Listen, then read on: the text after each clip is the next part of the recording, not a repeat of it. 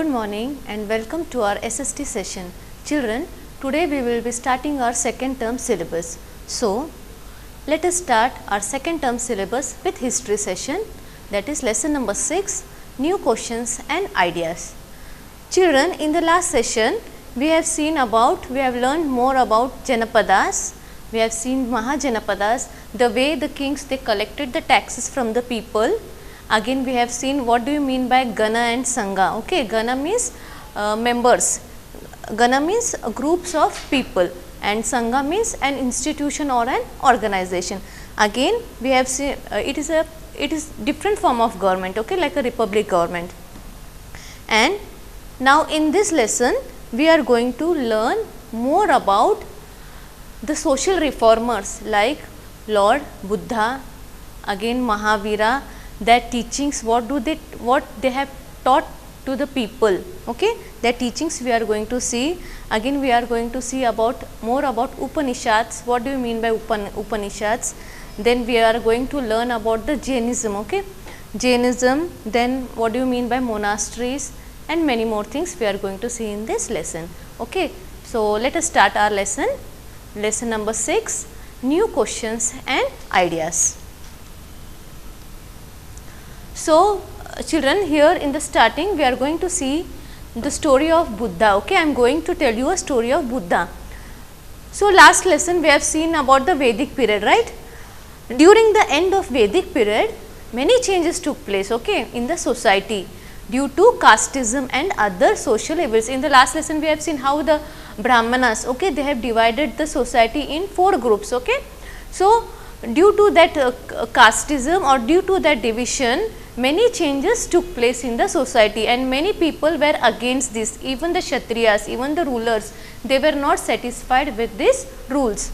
So at such time our 2 great reformers, okay, Gautam Buddha and Vardhamana Mahavira, they were born during this period, children, okay.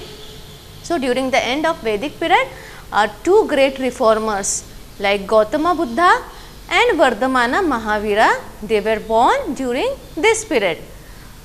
So we will see the story of Gautama Buddha now.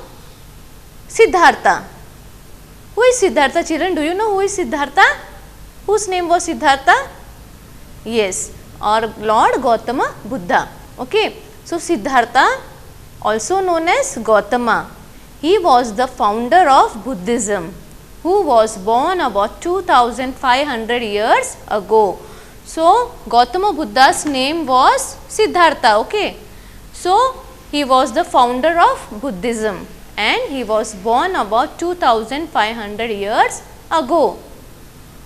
Gautama Buddha, he belonged to a small Gana. What do you mean by Gana?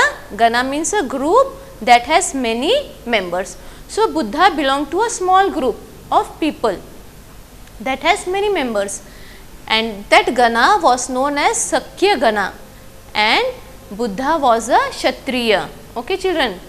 So Gautam Buddha was a Kshatriya and he belonged to a Gana that was known as Sakya Gana. Then after some time he left the comforts of his house. He was a prince, children, okay, he was a Kshatriya, but he left the comforts of his house when he was young and he decided to find his own path to realization, and he meditated for many days under a peepal tree at Bodh Gaya in Bihar, okay, where he attained enlightenment. So children, what did Buddha did?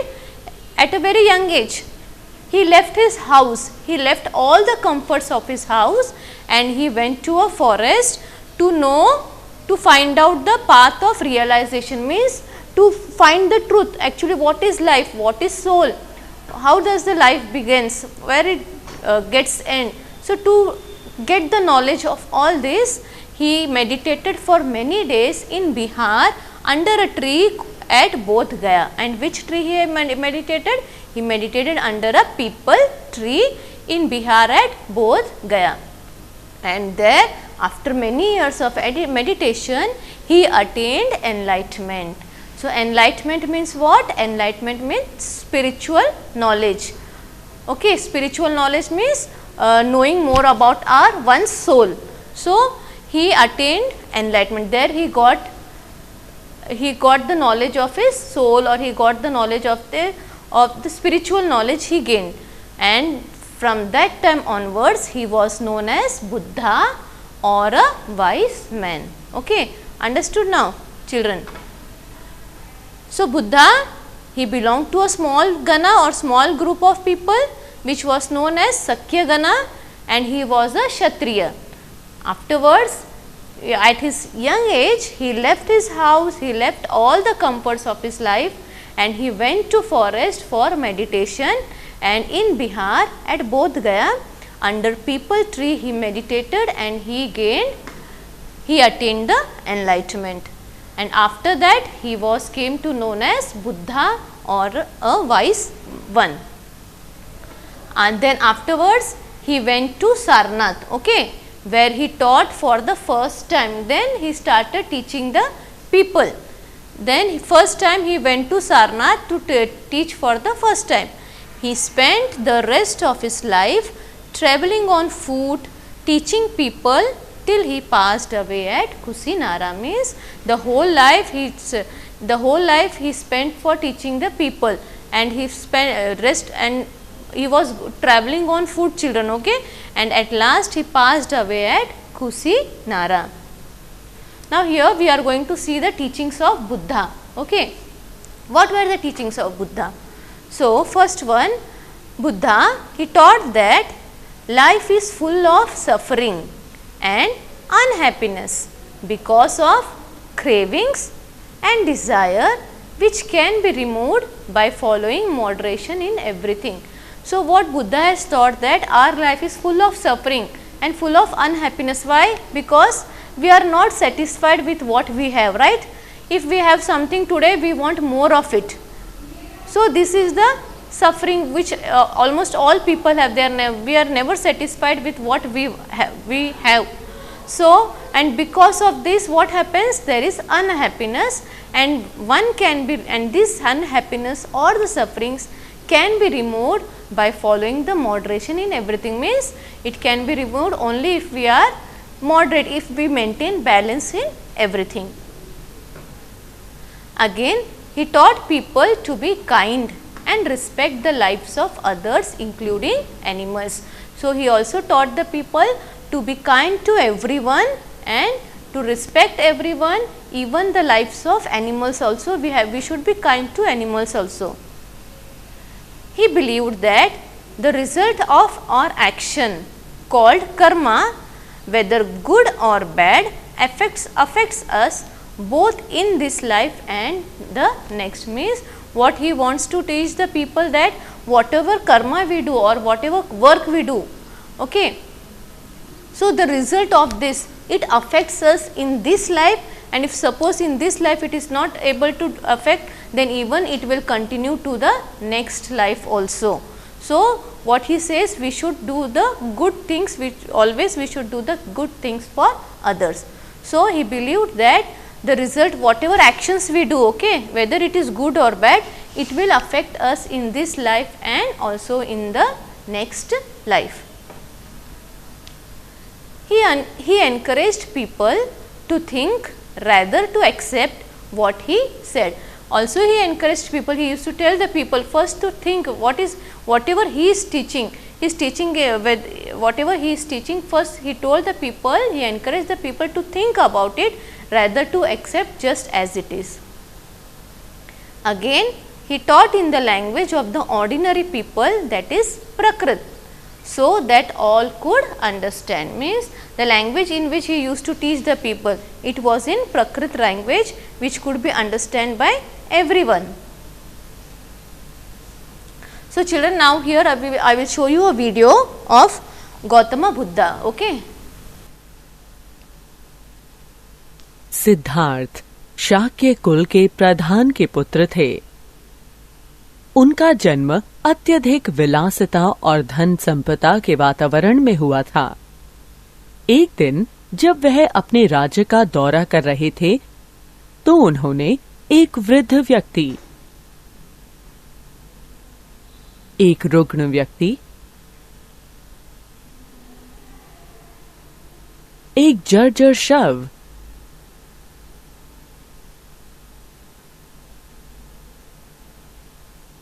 और एक साधु को देखा।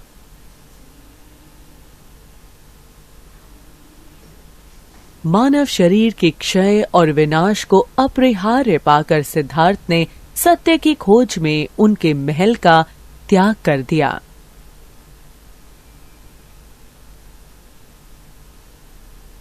जिन असीम कष्टों को उन्होंने देखा था, उन्हें ध्यान में रखकर सिद्धार्थ ने स्वयं को यातना देने वाले मार्ग का अनुसरण करने का निर्णय लिया, जो उनके विचार में उनके किसी भी तरह के प्रश्नों का उत्तर दे सकता था। सर्वप्रथम उन्होंने चरम शारीरिक वैराग्य के पथ को चुना, जो उन्हें मृत्यु के निकट ले आया।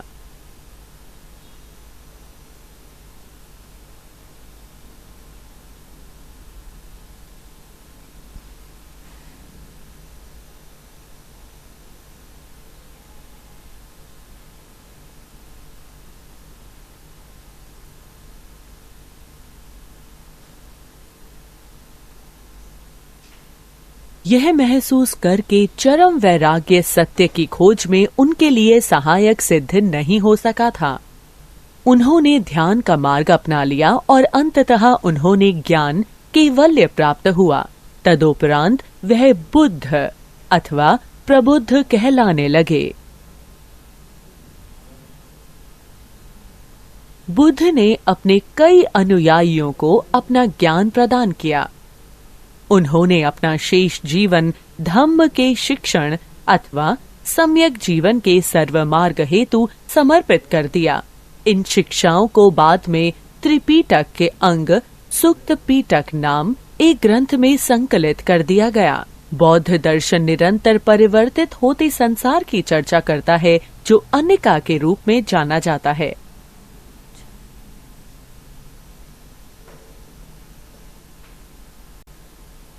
यह दर्शन टिप्पणी करता है कि इस परिवर्तनीय संसार में कोई आत्मा निवास नहीं करती है, जिसे अनात्म कहा गया है।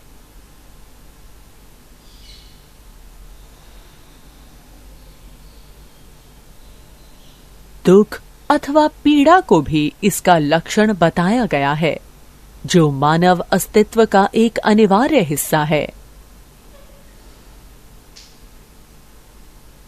बुद्ध ने कहा कि सामाजिक संसार का निर्माण मनुष्य के द्वारा किया गया था।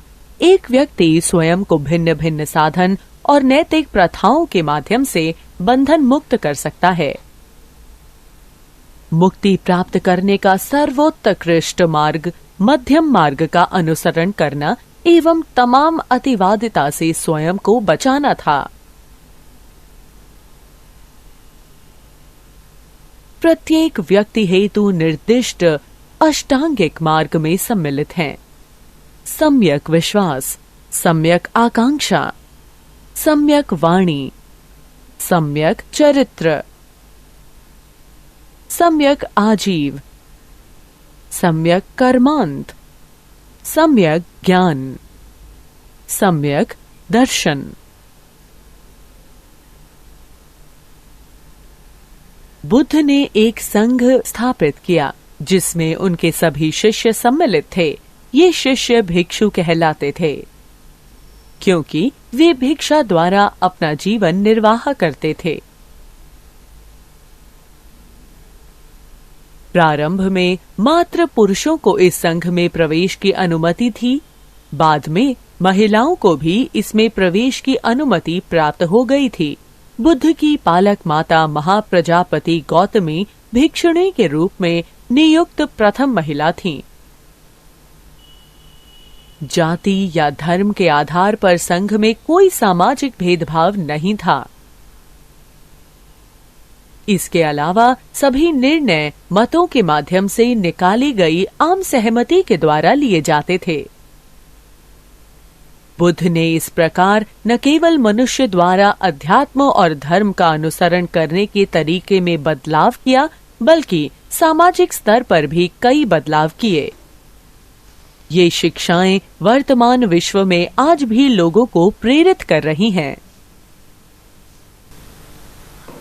So children, you have seen the video, you have seen a video of Buddha. Now we are going to see the next topic, that is Upanishads. Okay. So Upanishad, what do you mean by Upanishad is, Upanishads are the text, they were the part of the later Vedic text. In this Upanishad, in this text,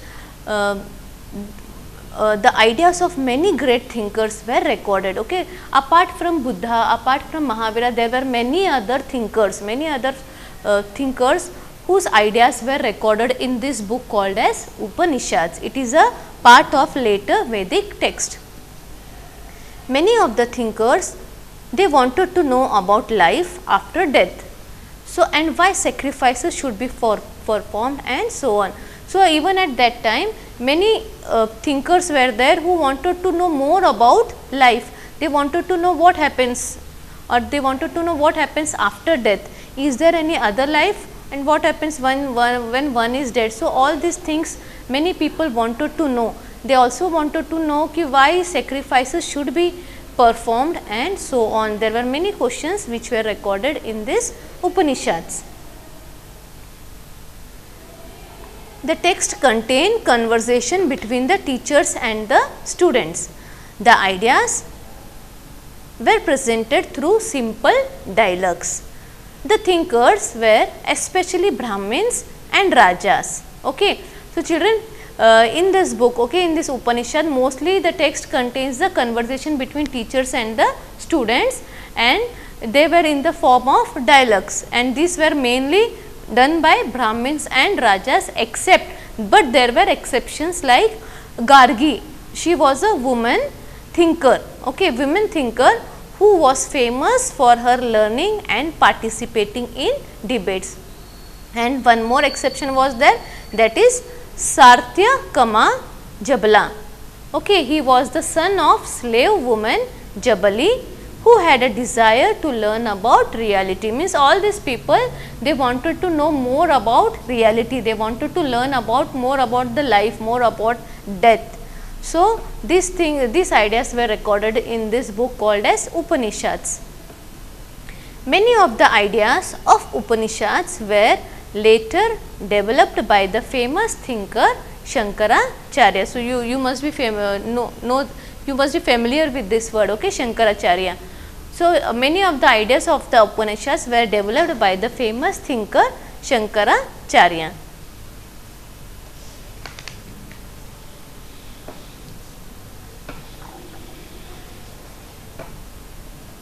Now, we will go to our next topic. What do you mean by Jainism? So, Jainism means Jain, okay, Jains, the Jain caste. Vardhaman Mahavira, the last and 24th Tirthankar of the Jainas, okay. So, Lord Mahavira, he was the last and 24th Tirthankar of this Jainas. He was a Kshatriya prince of Licchavis. Even Mahavira was a Kshatriya, like how Gautam Buddha was a Kshatriya, even Mahavira was a Kshatriya prince of Licchavis, a group that was part of Vajji Sangha. In the last lesson, we have seen about Vajji kingdom, okay. So, this Mahavira, he belonged to Vajji Sangha. Even Lord Mahavira, he left his home at the age of 30 and he led a very hard and lonely life in the forest, at the end of which he attained enlightenment or spiritual knowledge. Same like Gautama Buddha, how at the early age, at the young age, Gautama Buddha left his home and he went to the forest for meditation. In the same way, Lord Mahavira, he too left at the age of, he too left his home at the age of 30 and he went to a forest and he led a very, very hard and lonely life in the forest, and at last he attained enlightenment, okay, or spiritual knowledge, and his followers are called as Jains. Teachings of Lord Mahavira. So, the first main teaching of Lord Mahavira was ahimsa or non-violence. Ahimsa or non-violence is the great teaching of Mahavira, which means not hurting and killing the living beings. Okay, children. So ahimsa or non-violence, it is one of the great teaching of Mahavira, which means not hurting any living things or killing them. Followers of Mahavira were known as Jainas, and they too led a very simple life, begging for food. They had to observe celibacy. Celibacy means unmarried, means okay. The followers of Mahavira, the people who followed Mahavira, those who were impressed by the teachings of Mahavira, they are known as Jainas, and they led a very simple life. Like even for food, they had to go for begging. They were not cooking their food, okay. They have to beg the food from others, and then only that the food, whatever quantity they get, they have to eat that food. And they had to observe celibacy, means they should not marry, okay. They should be unmarried. Again, it was very difficult for most men and women to follow these strict rules, means teachings of Lord Mahavira. The rules were very strict, and most of the men and women, it was not possible for them to follow such strict rules. So many remained behind, and they supported those who became monks and nuns by providing them with food. So as these rules were very strict of Mahavira, many people were not able to follow such rules. So that's why what happened, they remained behind, but they supported those people who became the monks and nuns by providing them food and other facilities. Jainism was supported mainly by traders, okay. This Jainism, this religion, it was mainly supported by the traders, by the businessmen. Over hundreds of years, Jainism spread to different parts of North India, Gujarat, Tamil Nadu and Karnataka, means later on it started spreading all over India. It started spreading to different parts of North India, Gujarat, even in south like like Tamil Nadu and Karnataka, means many people started following Jainism.